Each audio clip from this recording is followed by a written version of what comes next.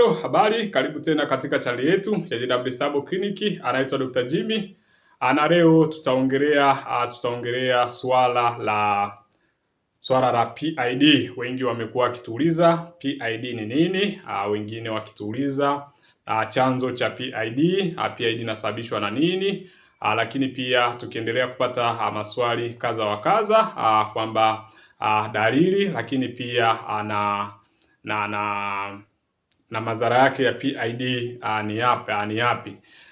Nikukumbushe, kama ni mara ya kwanza kufuatia channel yetu, basi usahau kusubscribe na comment ili uweze kupata dondoo za kiafya tunazotuma kila siku. Na nikukumbushe kwamba PID ni jina la Kiingereza ambalo linasimama kama pelvic inflammatory disease, Kiswahili tukiita maambukizi kwenye via vya uzazi. Sasa kati ya changamoto ambayo ni maambukizi kwenye via vya uzazi moja kwa moja ni hili changamoto ya PID. Kwa hiyo ni changamoto ambayo ni maambukizi kwenye via vya uzazi, na kama tunavyofahamu kwamba via vya uzazi vina organi ambazo zinahusikana kwenye uzazi, ambayo mojawapo ni ovary, ambapo ovary huwa tunasema ni kiwandani, ni sehemu ambapo mayai huwa yanazalishwa.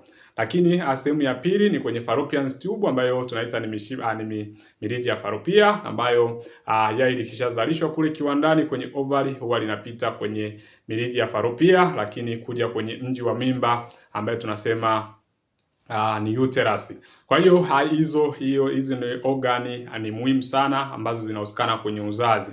Kwa hiyo tukikwambia kwamba una maambukizi kwenye uzazi, basi jua una maambukizi kwenye hizo organi ambazo zinahusikana kwenye uzazi.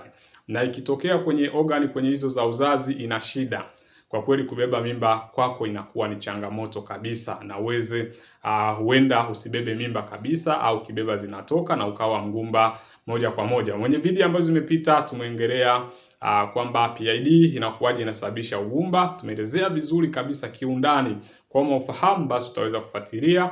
Lakini pia tumeweza kuelezea kiundani kabisa kwamba tiba asili za kutumia kutibu PID, ikiwemo tiba ambayo imekuwa sasa hivi mashuhuri inaitwa chai dada. Ni dawa kwa ajili ya changamoto ya PID na kusafisha kizazi, kusafisha mirija na ovary moja kwa moja. Lakini hiyo sio somo letu. Somo letu tunaongelea na PID inasababishwa na nini. Mara nyingi tujue kwamba PID haya magonjwa kwenye via vya uzazi huwa yanasababishwa, kitu cha kwanza inasababishwa na gonorea, mara nyingi na bakteria wanaosababisha gonorea na chlamydia. Mara nyingi hao bakteria wanaingia kupitia hayo magonjwa. Lakini sababu nyingine au chanzo kingine basi tunasema ni matumizi ya vifaa vya IUD. Vifaa vya IUD ni kwamba IUD huwa vifaa vinavyotumika kuwekea vifaa vya njia za uzazi wa mpango za kisasa. Kwa hiyo vikitokea vile vifaa visiwe sawa au visiwe safi, vina changamoto, basi vinaweza vikapelekea PID. Lakini pia vifaa vinavyotumika wakati wa kuzalisha au wakati wa kutoa mimba, basi hivyo vifaa vikitokea visiwe safi, inaweza kapelekea PID. Ndio maana tunaitamani sana hivyo vifaa viwe safi. Lakini kushiriki ngono isiyo salama, ndio maana tunapendelea pia tunakwambia tumia condom. Kwa nini? Ni kwa sababu itaweza kupunguza madhara kama ikiwepo PID na vitu vingine. Kwa hiyo tumia kinga, lakini pia wenye tumia kinga basi jitahidi kupunguza idadi ya wapenzi ambao mnashiriki mara kwa mara tendo la ndoa. Lakini mwisho ni kwamba historia ya PID. Kuna watu wana historia ya PID, wamewahi kugua na PID huko nyuma. Kwa hiyo pia ukiwa na historia ya kuwa na PID, basi changamoto ya PID inaweza ikawa kwako mara kwa mara. Hizi ni vyanzo au chanzo au sababu zinazopelekea na PID. Kwenye comment tuambie, je, unadhani kinachopelekea PID kwako ni changamoto gani, au ni kitu gani kimekuwa ni chanzo cha PID kwako? Tunasema sharing is caring. Unavyoshare na sisi tutaweza kuelimishana, tutaweza kuelimika. Na tunasema namna nzuri ya kutibu tatizo, namna moja bora sana ya kutibu tatizo ni kulifahamu tatizo kiundani. Ukishalifahamu basi unajua unalitatua vipi. Lakini tuende kwenye dalili moja kwa moja za PID. PID imekuwa na dalili zipi? Kwanza PID inakuwa na dalili ya kwanza, maumivu makali ya nyonga. Kwa nini maumivu makali ya nyonga? Kwa sababu PID inapelekea vile viungo vya uzazi kuweza kushikamana, adhesion. Kwa hiyo ikitokea vile viungo vya mwili vya uzazi vikashikamana, basi itakupatia maumivu makali ya nyonga ya muda mrefu na yasiyopona. Ndio maana pia changamoto za maumivu ya nyonga zimekuwa kwa akina mama zidi ya akina baba. Kwa sababu ya changamoto gani? Changamoto ya maambukizi kwenye via vya uzazi. Kwa hiyo kama unapata maumivu makali, ndugu yangu, weza kujichunguza moja kwa moja ili kufahamu kama kweli kuna changamoto hiyo au la. Lakini kupata uchafu kutoka ukeni, uchafu mzito ambao unakuwa na harufu kama shombo ya samaki na unafanana maziwa ya mgando au mtindi. Ndugu yangu, hii nazidi kukusisitiza kabisa ili uweze kufahamu. Ukiona yanatoka uchafu kwenye uke ambao unakuwa na harufu mbaya kama misiri pia, lakini kama maziwa ya mtindi, basi tambua kwamba hiyo, ndugu yangu, ni PID. Ni dalili mojawapo kubwa ya PID ambayo imekuwa ikiathiri viungo vyako vya uzazi. Lakini pia kupata maumivu chini ya kitovu na kitovu kuvuta. Wengi wamekuwa wakipata hiyo dalili ya kitovu kuvuta na wajui changamoto ipi inayopelekea hiyo tatizo. Ndugu yangu, hiyo huenda ni PID.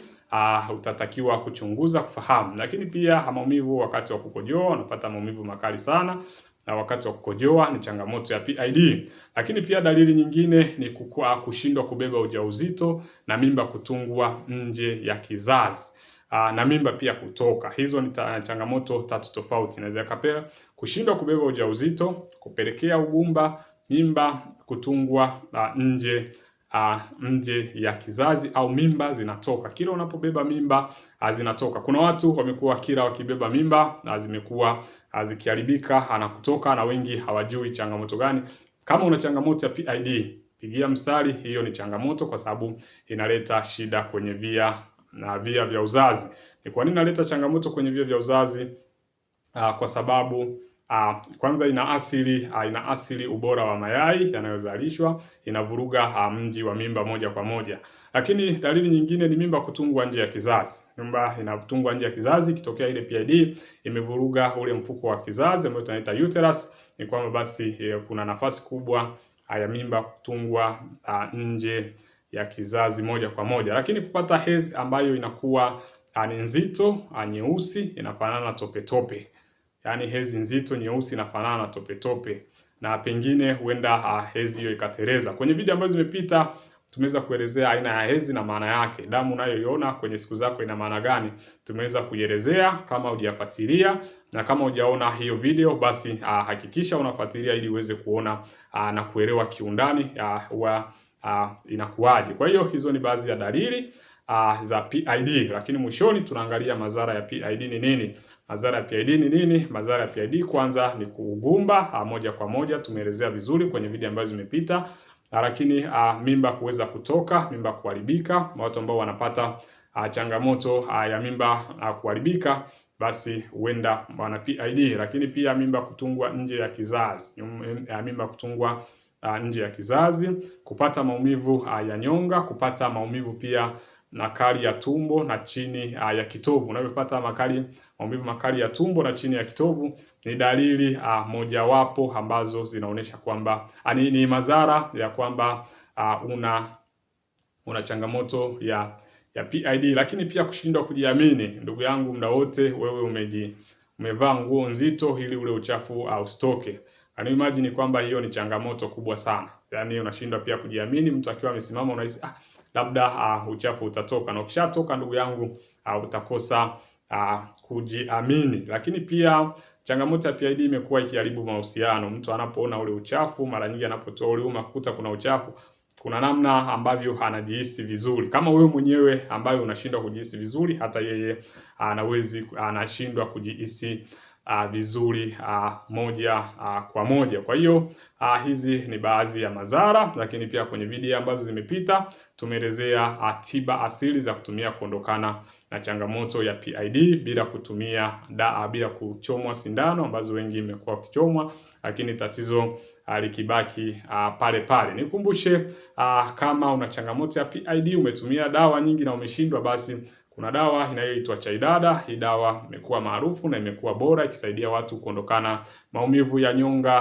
kuweza kurekebisha homoni zako, kuweza kusafisha kizazi, lakini pia kusafisha mirija ya uzazi, na kwa wale ambao hawapevushi mayai, basi ili mayai yao yaweze kupevushwa, na pia kuondoa maumivu makali ya tumbo wakati wa siku zao, lakini maumivu ambayo yanatokea kabla ya siku zao. Nikukumbushe, kama ni mara ya kwanza kufuatia channel yetu, basi usahau kusubscribe na comment ili uweze kupata dondoo za kiafya tunazotuma kila siku. Karibu na Mungu akubariki.